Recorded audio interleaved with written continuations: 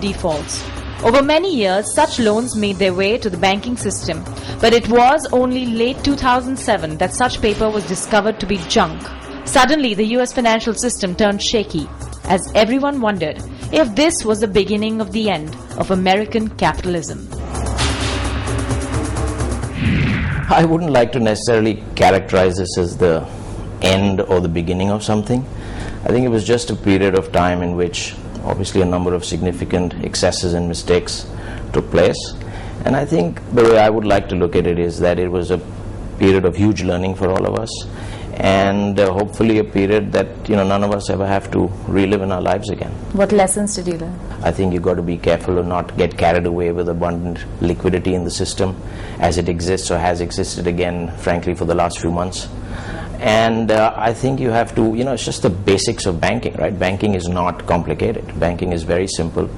And hopefully we get back to a more simple, banking environment. How do you read into the way banks have actually passed on some of this excess that you talked about in the last 12 months into emerging markets like India and China?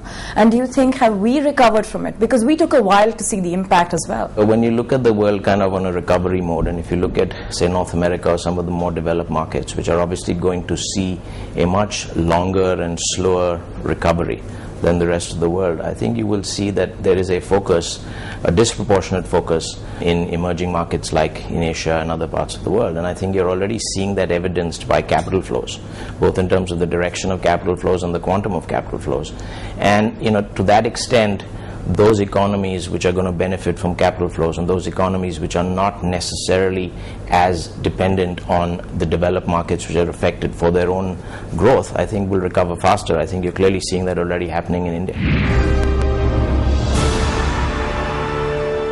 But India wasn't entirely spared. When America sneezed, India caught the cold. The stock market crashed and stayed volatile over 8 months. The dollar stopped. Indian banks didn't want to part with cash, especially to sectors like real estate, and getting loans became difficult as banks turned shy and cautious. This completely froze the housing boom India was seeing all these years and hit sentiment across consumers who were driving India's growth story.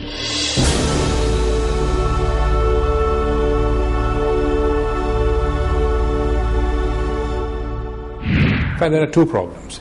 I think one problem is the issues that I talked about are past, whether it's mark to market and so on. But the residual problem in the book is asset quality. Today, that is the biggest challenge that American banks are facing. And consequent to that, you are still seeing American banks coming under challenge, particularly the smaller banks.